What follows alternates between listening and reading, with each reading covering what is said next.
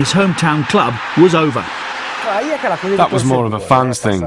He was labelled a mercenary because Grêmio did not receive a transfer fee. Because in Brazil we don't have a Bosman law, and in Europe they do. Ronaldinho didn't hurt anyone. He didn't rob anyone. He didn't take money from anyone. He did everything within the laws of the game.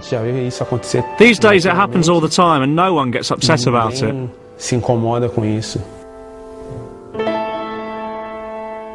After a few months in exile at Grêmio, Ronaldinho settled in the French capital surprisingly easily.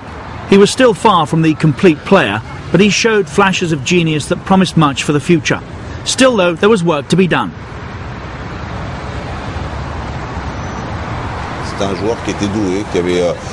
He needed to work to progress. In the first year, he understood this. And in his own mind, he really tried.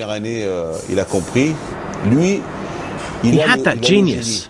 He had an incisive gift on the field.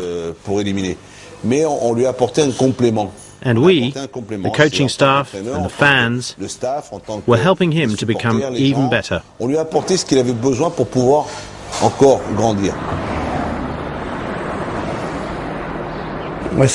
It was a great learning process there. It was my first club outside Brazil, and so I learnt an entirely new culture and a new type of football. It was a really important stage in my life. Once again, Ronaldinho came alive in the big games, but he struggled for consistency. Generally, he was good in the important matches against the likes of Marseille, but he knew how to choose his moments. In the big ones, he was very good, but in the others, which were less important, he just wasn't as interested.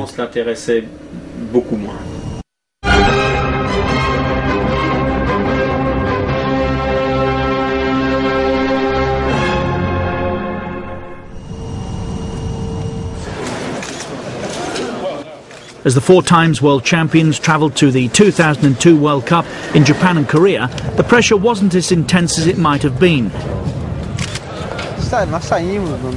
I think we left the country with little faith in us, especially from the point of view of the press, and also the fans. We hadn't done well in qualification, but we were always confident and were able to prove people wrong. Without the pressure of being tournament favourites, Brazil were able to express themselves.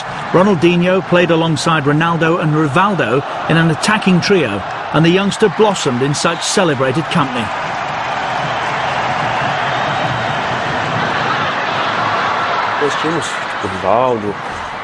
We had players like Rivaldo, Ronaldo and Cafu, and obviously other great players. And I think that helped Ronaldinho, because although it didn't take all the responsibility off his shoulders, he could at least share it with the others. And so I think he played with more freedom. It was the quarter-final against England when Ronaldinho truly left his mark on the competition. Michael Owen opened the scoring for England before a brilliant run from Ronaldinho led to Rivaldo's equaliser on the stroke of half-time.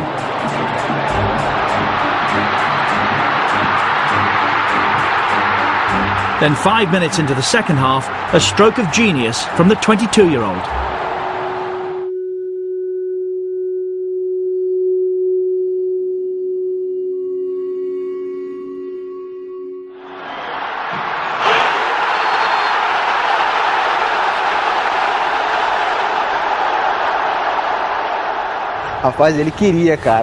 I'm telling you, he meant it. All of us argued about it for ages.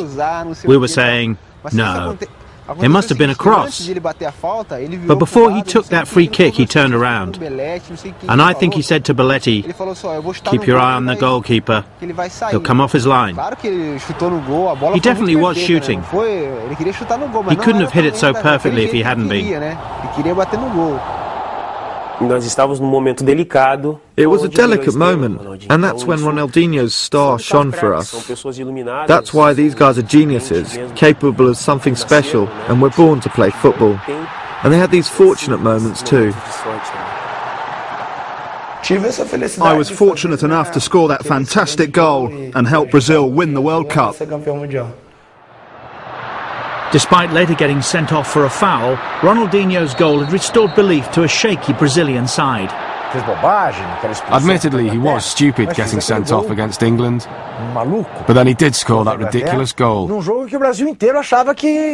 that was in a game where the whole country thought we'd lose, because we thought England were better than Brazil. Brazil never looked back. They overcame Turkey in the semi-finals, which meant they were to face Germany in the final. 2 goals from Ronaldo gave the Brazilians a 2-0 win and a record 5th World Cup. Ronaldinho was voted the tournament's best midfield player. The youngster from Porto Alegre had come a long way. Becoming a World Cup winner was a dream come true. As soon as I started playing football, I'd imagine myself in a Grêmio shirt and then in a Brazil one. And then I'd picture myself winning the World Cup with Brazil, so it really was a dream come true.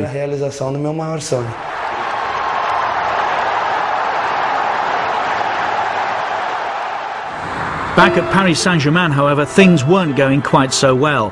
His inconsistent form was still an issue, and manager Luis Fernandes complained that the Brazilian was more interested in the Parisian nightlife than turning out for Paris Saint-Germain. Had that World Cup win gone to Ronaldinho's head? When he came back to us for the second year, it wasn't the same. In his mind, he was a world champion. His family were not here. They'd gone back to Brazil and he was alone. So it was difficult for me, for the club and his teammates. Because it was the same Ronaldinho, but it was a different player. Which was a shame because we gave him a lot. It was time to move on. Europe's top clubs queued up for Ronaldinho's signature in 2003, and eventually he decided that his future lay in Spain with Barcelona. Ronaldinho was to be the star who would revitalise the Catalan giants. He came at a moment that few people believed in the possibilities of Barca, and he gave the people a way to hope and believe in a new team to win important things. His impact was immediate. I think it was a case of either, here, I show what I can do and gain the respect of the whole world, or just stay and be a millionaire. Like another Denilson, someone good at the circus, a trickster, but not a footballer. The tricks were no longer for show. Ronaldinho was becoming a decisive player, scoring crucial goals at crucial moments.